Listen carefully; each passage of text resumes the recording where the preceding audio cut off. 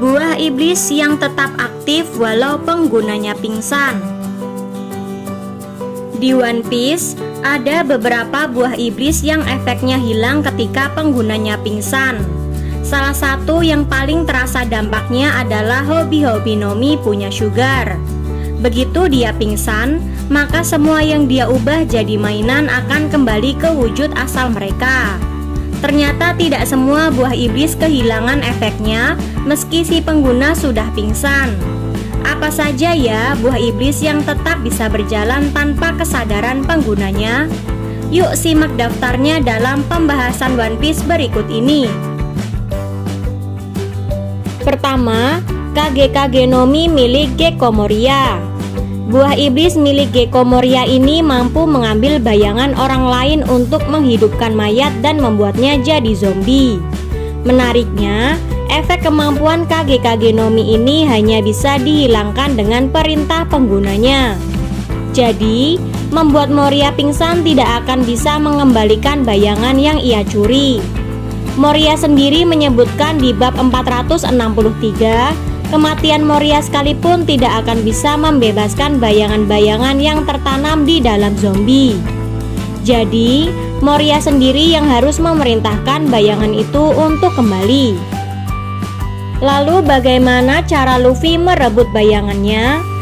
Luffy berhasil mengembalikan bayangan para korban Moria karena Moria menggunakan mode Shadow Asgard dan menghisap semua bayangan yang ada di Thriller Bark. Berhubung Moria tidak sanggup menampung bayangan sebanyak itu, pada akhirnya bayangan-bayangan itu malah termuntahkan dari mulutnya tiap kali Luffy menghajar Moria. Kedua, Soru-Soru no Mi milik Big Mom. Buah iblis Soru-Soru milik Big Mom ini mampu mengambil nyawa diri sendiri atau orang lain untuk menghidupkan benda mati. Mirip seperti Moria, efek Soru-Soru no Mi tidak hilang begitu saja meski Big Mom dibuat pingsan. Hal ini terlihat saat Big Mom terbawa arus laut di Wano dan hilang kesadaran. Homies favoritnya masih bertahan dan tidak kembali jadi benda mati. Menurut perkataan Zeus, dia sendiri tidak bisa keluar dari klimatek milik Nami tanpa perintah Big Mom. Jadi, kemungkinan cara kerja kekuatan Big Mom juga mirip seperti Kage-Kage no Mi yang hanya bisa memindahkan nyawa dengan perintah verbal. Ketiga, Kibi-Kibi no Mi milik Otama.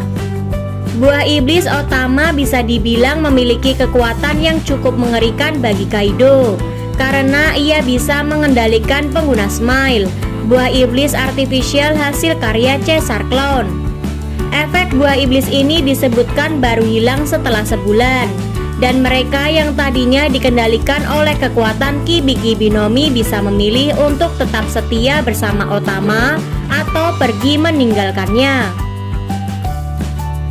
Mungkin karena sudah ada batas waktu ini, efek kekuatan Otama tidak lenyap sekalipun Otama jatuh pingsan dan baru hilang setelah batas waktunya habis.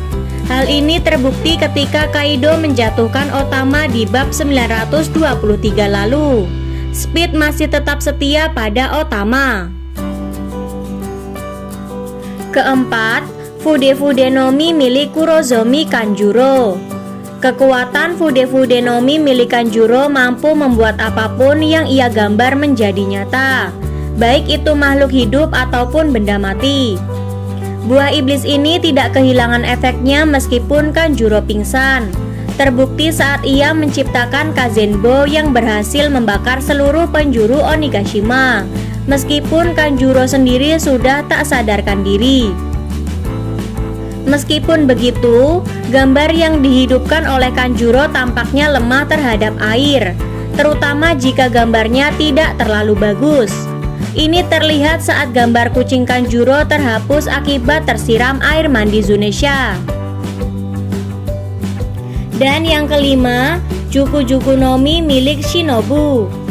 Terakhir di daftar ini adalah Juku-Juku no Mi milik Shinobu yang mampu membuat apa yang ia sentuh jadi lebih tua.